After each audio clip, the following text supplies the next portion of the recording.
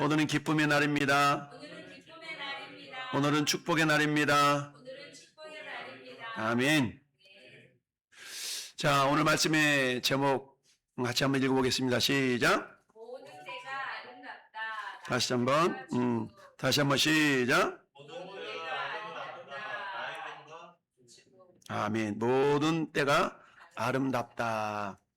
자, 오늘 함께 읽은 성경은 이스라엘의 위대한 왕이었던 솔로몬 왕의 고백.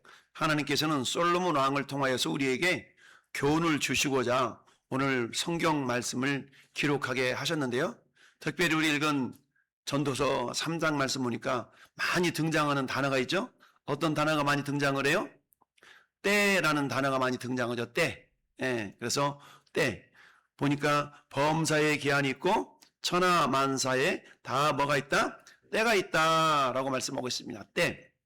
자, 그래서 날 때가 있고 죽을 때가 있고 심을 때가 있고 뽑을 때가 있고 이처럼 때에 대해서 쭉 말씀하고 있는데요.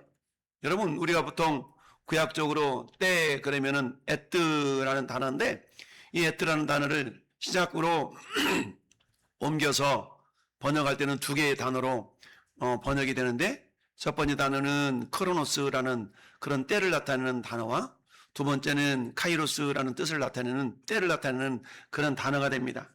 그런데 자주 말씀드리는 것처럼 보통 크로노스를 지칭하는 그런 때는 오늘 2026년 8월 며칠? 16일 이 시간 이때 내일은 17일 이처럼 자연스럽게 흘러가는 그런 때 이런 시간들을 나타낼 때는 보통 크로노스라는 시간을 때를 사용합니다. 그런데 우리가 시간의 흐름이 아니라 하나님이 작정하신 때, 하나님이 원하시는 때, 이처럼 그런 때 내가 누구를 우연히 만났는데 우연이 아니라 하나님의 섭리 가운데 이렇게 만나게 하신 그런 때가 있다는 거죠. 여러분, 사람이 올 때는 순서가 있지만 죽을 때는 순서가 있다 없다? 없어요. 먼저 태어났으면 먼저 죽고 나중에 태어났으면 나중에 죽고 이래야 되는데 이처럼 죽을 때라는 것은 순서가 없다라는 얘기죠. 이때 나타나는 이 죽을 때라는 것은 어찌 보면 카이로스라는 그런 단어로 해석이 될 수가 있는데요. 여기 보니까 오늘 읽어본 1절부터 11절까지는 때라는 단어가 매 절마다 한 개, 두 개씩 계속 세 개씩, 네 개씩 나오고 있습니다. 그래서 오늘 같이 읽어본 말씀을 통하여서 하나님께서 모든 때를 아름답게 하셨는데 여러분들이 나이가 많이 들어가는 것을 좋아하는 사람도 있겠지만 나이가 드는 것을 싫어하는 사람들도 있어요. 그래서 여자나 남자나 자기 자신이 늙어가는 것을 싫어해서 여자들은 막 병원에 가서 주름살을 펴고 나이가 들어도 주름이 없는 것처럼 이렇게 꾸미고 이걸 원하죠. 그리고 화장을 해서 나는 주름살이 하나도 없어 라고 하면서 이렇게 살아가는 경우가 많이 있습니다. 여러분, 우리 인생에 저 보니까 노트북과 휴대폰이 있는데 노트북과 휴대폰에는 반드시 필요한 기능이 하나 있습니다. 그 기능은 어떤 기능이냐? 전원을 끄고 켤 수 있는 그런 전원 버튼이 있습니다. 그래서 이 전원 버튼을 누르면 휴대폰이 꺼지고 컴퓨터가 꺼지고 이처럼 꺼지게 되죠. 만약에 영원히 꺼지지 않는 기계였다면 그 기계는 아마 사용하다 말고 고장나 버릴 겁니다. 그래서 우리 휴대폰도 기능상에 보면 일주일에 몇 번씩 껐다 켰다 하는 그런 조절을 할 수 있는 기능이 담겨져 있습니다. 그래야만이 잘못 들어온 이 데이터들이 삭제가 되어서 정상적인 그런 기능을 발휘할 수가 있게 됩니다. 마찬가지로 우리 인생에도 왼쪽에 찬란하게 떠오르는 태양, 이처럼 찬란한 인생의 그런 모습이 있는 반면에 오른쪽에는 이제 어때요? 서서히 인간이 늙어서 그 황혼역에 걸터 앉아 쉬어야 될 그런 의자를 보여주고 있는데 이처럼 사람에게도 어때야 돼요? 쉴 때가 있고 또 일할 때가 있고 이런 시기가 있다는 것을 우리에게 말씀해 주고 있습니다. 자, 하나님께서는 우리에게 주어진 모든 때에 대해서 성경은 이렇게 말씀하고 있죠. 우리 인생에는 태어날 때가 있고 죽을 때가 있다. 심을 때가 있다면 거둘 때가 있다 라고 말씀합니다. 우리 모든 사람들은 젊음의 때는 좋아하지만 나이가 드는 때는 두려워하거나 또는 살아있는 것은 기뻐하지만 죽음에 대해서는 가능하면 생각하지 않으려고 하는 그런 경향이 있습니다. 그러나 오늘 전도서를 기록한 솔로몬을 통해서 하나님은 우리에게 이렇게 말씀하고 있는데요. 인생의 모든 때가 하나님의 섭리 안에 있다라고 우리에게 가르쳐 주고 있습니다. 따라서 하나님은 우리에게 때가 있음을 가르쳐 줍니다. 그렇습니다. 근데 그 때라는 것은 하나님께서 인 온 우주 만물을 다스리고 통치하시는 그런 삶의 한 부분이다라는 것을 우리에게 말씀해 주고 있는데요. 따라서 오늘은 우리 인생 가운데서 야, 때를 잘 만나야 돼. 때를 잘 만나야 돼. 라는 그런 모습을 우리에게 가르쳐 주시는 것이 아니라 노란 부분을 같이 한번 읽어보겠습니다. 시작. 우리의 모든 시간을 하나님께서 다스리시고 우리를 초대합니다. 이 말은 무슨 말이냐? 인생은 때가 있다라는 그런 말은 하나님께서 우리를 다스리고 계신다라는 것을 우리에게 믿음으로 갖기를 원하신다는 얘기입니다. 이럴 때 저럴 때, 그렇지만 모든 때가 있지만 그 때를 다스리시고 주관하시는 분은 하나님이시다라는 얘기입니다. 따라서 이 구약 성경에 기록되어 있는 이 때를 신약적인 그런 관점에서 본다 그러면 우리의 시간 속에 들어오신 예수님께서 우리의 나이듦과 죽음까지도 구원, 구속하시고 영원한 생명으로 이끄신다라는 복음의 소망을 우리에게 발견하게 하십니다. 왜냐하면 우리 하나님은 우리의 죽음도 당신의 통치 아래 다스림 안에 있는 하나의 부분이다라는 우리에게 깨닫게 하기를 원하십니다. 첫째, 그래서 따릅시다. 우리의 모든 때는 하나님의 주권 안에 있습니다. 우리의 모든 때는 하나님의 주권, 주권이라는 말은 주인된 권리라는 얘기예요. 그러니까 우리의 모든 때의 주인은 누구시라는 거예요? 하나님이시라는 겁니다. 따라합시다. 내 때의 주인은 하나님. 그러니까 내 때의 주인은 하나님이시기 때문에 오늘 말씀의 1절에 범사의 기한이 있고 천하만사가 다 때가 있다라고 선언하고 있는데요. 마찬가지 우리의 젊음도 하나님의 시간이고 우리 늙어가는 그 노년 역시 하나님의 시간이며 또한 건강할 때나 또는 연약할 때도 그 시간 자체가 하나님의 것이다 라는 것을 우리는 잊지 말아야 됩니다. 따라서 우리는 지나간 시간을 후회하거나 아직 오지 않는 시간을 두려워하거나 염려하기보다는 따라합시다. 오늘을 하나님께 맡겨야 합니다. 그렇습니다. 오늘 하나님께 맡겨야 됩니다. 사도 바울은 빌립보서 4장에서 이렇게 말씀하고 있죠. 아무것도 염려하지 말라. 오직 모든 일에 기도와 간구로 너희 구할 것을 감사함으로 하나님께 아뢰라 라고 말씀하고 있습니다. 즉 나에게 다가오는 모든 일들이나 모든 때 이런 모습들을 하나님께 감사함으로 맡겨라. 무엇으로 맡길 수 있는가? 따릅시다. 기도로 맡길 수 있습니다. 우리가 기도로 맡길 수 있다는 얘기입니다. 따라서 우리가 나이가 든다는 것은 실패가 아니라 하나님께서 허락하신 인생의 한 과정이며 또한 노년에는 노년만에 할 수 있는 그런 사명이 있다라는 것을 우리가 알 수 있어야 됩니다. 여러분, 젊은 사람이 할 수 없는 그런 것들을 나이 든 사람만이 할 수 있는 것들이 많이 있거든요. 이런 사명이 있다는 사실을 기억하면서 그렇다면 나에게 주신 하나님의 사명이 뭔가요? 라고 우리는 그 사명을 구할 수 있어야 됩니다. 자, 우리의 시간은 우연히 흘러가는 것이 아니라 하나님의 섭리 안에서 그리스도를 향해서 나아가고 있다라는 것을 우리가 알아야 됩니다. 우리가 읽어봤던 1절 말씀에 범사의 기한이 있고 천하만사가 때가 있다라고 1절은 말씀하고 있죠. 이 말씀은 어떤 의미가 있냐? 자, 노란 줄로 내 인생 같이 읽어봐요. 시작.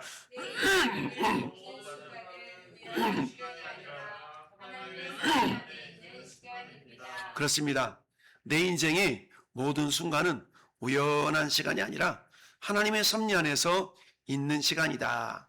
우리 김경철 성도님이 저를 만난 것이나 우리 최연섭 성도님이 저를 만난 것이 우연이 아니라 하나님의 섭리 가운데서 만나게 하셨다라는 것을 우리는 인정할 수 있어야 됩니다. 뿐만 아니라 시편 31편 15절 말씀에 나의 앞날이 주의 손에 있사오니 내 원수들과 나를 핍박하는 자들 손에서 나를 건져주소서 라고 다윗은 고백하고 있습니다. 이건 어떤 것을 의미하느냐? 자, 노란 줄로 화살표 되어 있는 거 읽어봐. 시작.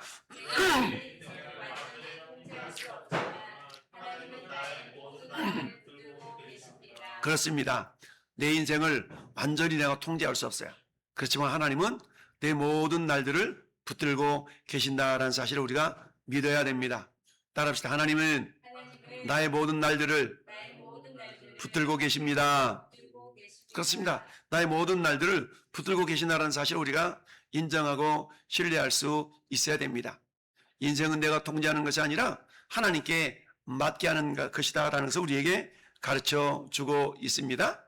여러분, 로마서 14장 8절 말씀도 같이 읽어봐요. 시작. 우리가 살아도 주를 위하여 살고 우리가 주의 것이로다. 아멘. 사도 바울 선생은 우리의 삶과 죽음 모두가 주님께 속해 있다라고 말씀하고 있어요. 따라서 우리 예수님 안에서는 살아있는 날도 주님의 것이고 죽는 날도 주님의 것이다라는 것을 우리가 이해할 수 있어야 됩니다. 그러니까 살아있는 날, 죽어있는 날 모든 날들은 결국 주님께서 주님을 위하여서 우리 인생 가운데 역사하시고 간섭하시고 인도하신다라는 것을 우리가 이해할 수 있어야 됩니다. 여러분, 지금 나무에 밑둥을 다 잘라서 옆으로 쌓아놨죠? 저 그림은 뭐예요? 나무에 뭘 보여주고 있어요? 나이테를 보여주고 있습니다. 여러분, 이처럼 나무들은 봄, 여름, 가을, 겨울을 지나면서 추울 때는 나무들이 잘 성장하지 못합니다. 따뜻할 때는 잘 성장합니다. 그래서 저 나이테 가운데 간격이 넓은 데는 그야말로 쑥쑥 자라는 여름철, 봄철 이런 시기를 나타내요. 그런데 나이테가 아주 좁은 데는 추운 겨울날 나무들이 자라기가 어려운 그런 시기를 나타내 주고 있습니다. 이처럼 나이테를 보면 그 나무가 어떤 그야말로 삶을 살았는가, 어떤 생애를 거쳤는가 라는 걸 우리가 미루어 짐작해 볼 수가 있습니다. 나이테가 아주 이렇게 간격이 좁은 것은 이 나무가 살아가는 그 환경이 굉장히 척박하다라는 것을 우리에게 보여주고 있습니다. 가뭄이 심했을 때는 저 나이테가 좁고 나무 물이 풍성하고 햇빛이 풍성하고 그리고 기온이 적당할 때는 저 나무의 나이테가 어때요? 아주 넓게 이렇게 나무가 자랐다라는 것을 우리가 알 수가 있습니다. 그렇습니다. 두 번째는 한번 같이 읽어봅시다. 나의 이름과 시작.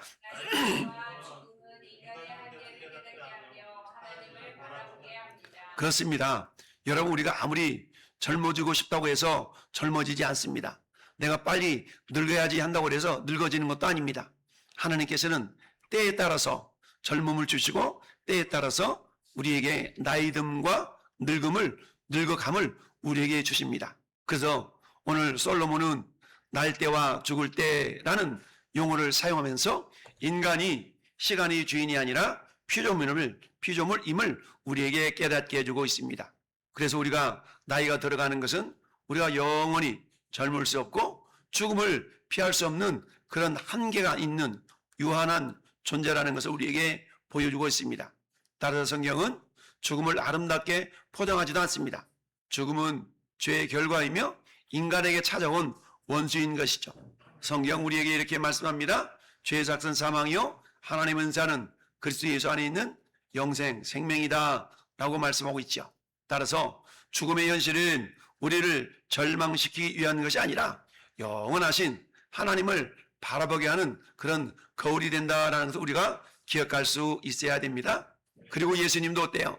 십자가에 죽으셨다가 사흘 만에 다시 죽음을 이기시고 부활 승천하셨던 걸 우리는 알 수가 있습니다.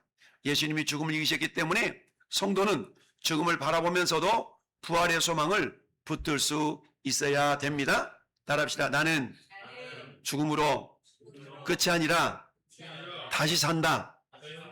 이게 부활의 소망이라고 그러죠. 왜요? 예수님도 죽었다가 다시 살아나셨기 때문에 예수님을 믿는 우리 모든 성도들도 역시 죽는다 할지라도 다시 부활할 수 있는 그런 은혜가 우리 가운데 있는 줄 믿습니다. 여러분, 범죄하였던 아담과 하와를 향해서 하나님께서는 그에게 죽음이라는 심판을 주셨습니다. 그래서 창세기 3장 19절 말씀 같이 읽어봅니다. 시작. 내가 앞으로 갈 때까지 얼핏 땅을 먹을 것을 먹으니 내가 그것에서 취함이 있으리라. 너는 그들이 흙으로 돌아갈 것이라. 아멘. 내가 흙으로 돌아갈 때까지, 이 말은 죽을 때까지 이 말이죠. 죽을 때까지 어떻게 된다고요? 얼굴에 땀을 흘려야 먹을 것을 먹으리니, 한번에 말하면 하나님께서는 에덴 동산에서는 우리가 죄를 짓기 전에는 노동하지 않아도 수고하지 않아도 먹을 것을 먹고 살았어요. 근데 아담과 하와 때문에 죄가 들어온 모든 인류는 수고하지 않으면 먹을 수가 없는 그런 인생을 살게 되었어요. 수고의 강도는 다 다르지만 누구나가 수고해야만이 먹을 것을 먹고 살아가는 존재가 되었다라는 얘기입니다. 그러나 이 죽음이라는 것은 하나님 원하시는 것이 아니었어요. 그것은 죄로 말미암아 들어온 인간의 비극인 것이죠. 로마서 6장 23절은 그래서 죄의 삭시 사망이다라고 말씀합니다. 그러나 여기까지만 있다면 우리에게는 절망이 일토인데, 그러나 하나님께서 우리에게 은혜를 주셔서 예수 그리스도 안에서 영원한 생명을 우리에게 더하여 주신다라는 사실입니다. 죽음은 죄의 결과이지만 예수 그리스도께서는 우리를 영원한 생명, 즉 영생이라는 선물로 그 죽음을 이기도록 역사하신 줄 믿습니다. 여러분, 고린도전서 15장 26절도 이렇게 말씀합니다. 맨 나중에 멸망받을 원수는 사망이니라. 그러니까 사망이 멸망받는다라는 얘기는 그 죽음의 문제가 완전히 해결될 때가 있다는 거예요. 그러니까 바울은 사망을 마지막으로 멸망받을 원수라고 표현을 하고 있어요. 이것은 예수님께서 부활로 말미암아 죽음의 권세가 궁극적으로 무너질 것을 우리에게 선포하고 있는 거야. 따라서 죽음은 우리의 마지막 주인이 아니라 그리스도께서 반드시 무너뜨릴 마지막 원수인 것입니다. 따라합시다. 죽음은 내 주인이 아니라 원수입니다. 근데 그 원수를 누가 물리치셨다고요? 예수님이 물리쳐 주셨습니다. 마지막으로 세 번째 읽어봅시다. 시작. 그리스도 안에서 모든 때는 영혼을 향해 아름답게 완성됩니다. 아멘. 오늘 11절 말씀은 그렇게 말씀하고 있습니다. 하나님 모든 것을 지으시되 때를 따라 아름답게 하셨고 라고 말씀하고 있습니다. 때를 따라 아름답게 하셨고 사람의 마음이 영혼을 사모하는 마음을 주셨다라고 말씀합니다. 우리는 현재의 한 장면만 보기 때문에 우리가 나이가 들어감과 죽음을 슬픔으로만 보지만, 그러나 하나님은 인생 전체를 보십니다. 우리가 날 때부터 죽을 때까지 따라서 하나님 우리 인생을 통으로 보십니다. 부분으로 보시는 것이 아니라 통으로 본다라는 얘기죠. 따라서 우리는 어때요? 나도 내 인생을 한 부분만 바라보는 것이 아니라 하나님이 나를 통하여서 당신의 거룩한 뜻을 이루어드리는 그런 인생이지, 라는 믿음을 가지고 우리는 하나님을 바라볼 수 있어야 됩니다. 따라서 예수 그리스도께서는 시간 속에 오셔서 십자가와 부활을 통해서 죄와 죽음의 문제를 우리에게 해결해 주신 줄 믿습니다. 자, 그렇습니다. 그렇기 때문에 이제 성도들은 어때요? 인생은 늙어가며 끝나는 것이 아니라 그리스도 예수 안에서 영혼을 향해 나아가는 그런 인생이다라는 사실입니다. 따라합시다. 늙어가는 것은 끝이 아니라 영혼을 향해 나아가는 것이다. 그렇습니다. 늙어가는 것은 이제 죽을 날이 가까워, 이게 아니라 영혼을 향해서 나아가는 믿음의 발걸음이다 라고 말씀합니다. 따라서 마지막에는 하나님께서 우리의 모든 눈물을 닦으시고 죽음이 없는 새하늘과 새 땅으로 우리를 인도하여 들어가게 하실 것입니다. 자, 그래서 우리 전도서 11절에 3장 11절에 하나님 모든 것을 지으시되 때를 따라 어떻게 했다고요? 아름답게 하셨다라고 말씀합니다. 자, 노란 글씨 같이 한번 읽어봅니다. 시작. 전도자는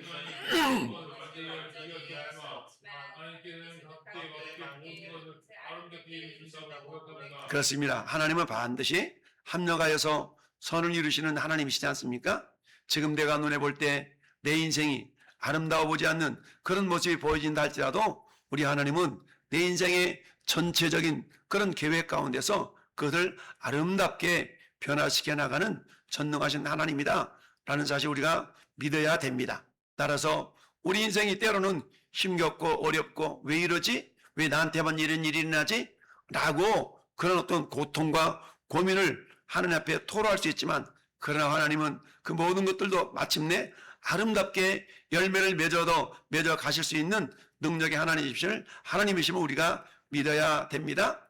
요한복음 11장 25절에도 우리 예수님께서 마리아와 마르다를 통해서 말씀하고 있습니다. 나는 부활이요 생명이니 나를 믿는 자는 뭐다? 죽어도 살겠고. 부활이 있다는 얘기입니다. 노란 글씨 같이 읽어봐요. 시작.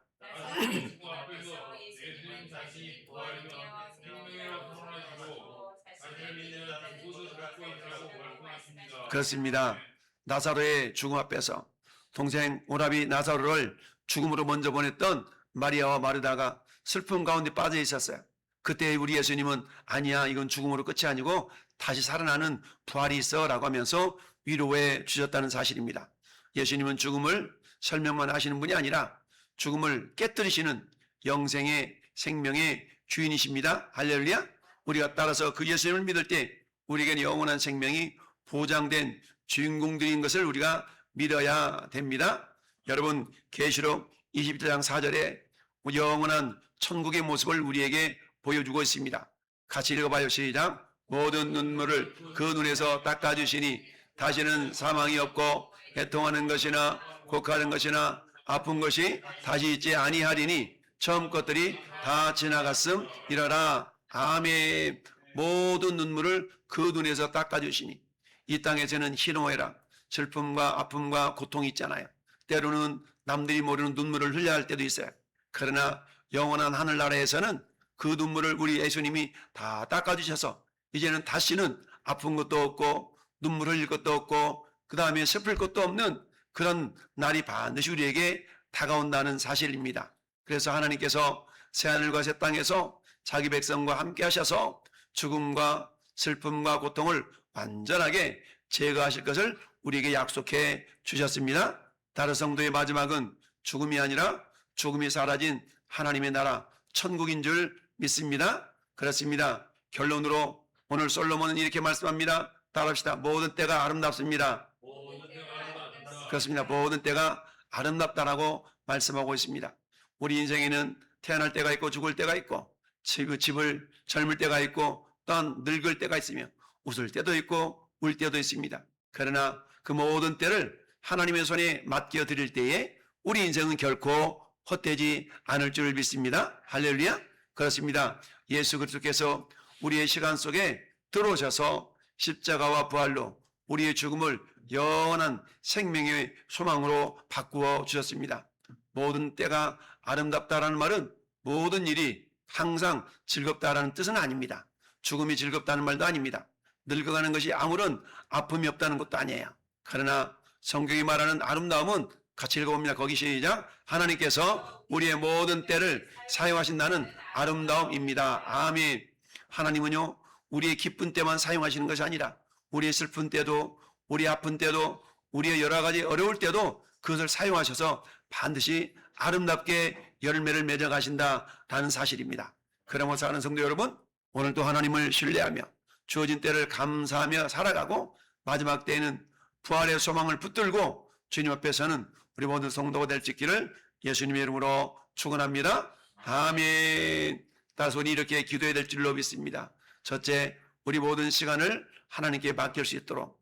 두 번째, 나의 이름과 죽음을 믿음으로 바라볼 수 있도록. 세 번째, 온 세대가 그리스도 안에서 함께 설 수 있기를 우리는 기도해야 될 줄로 믿습니다.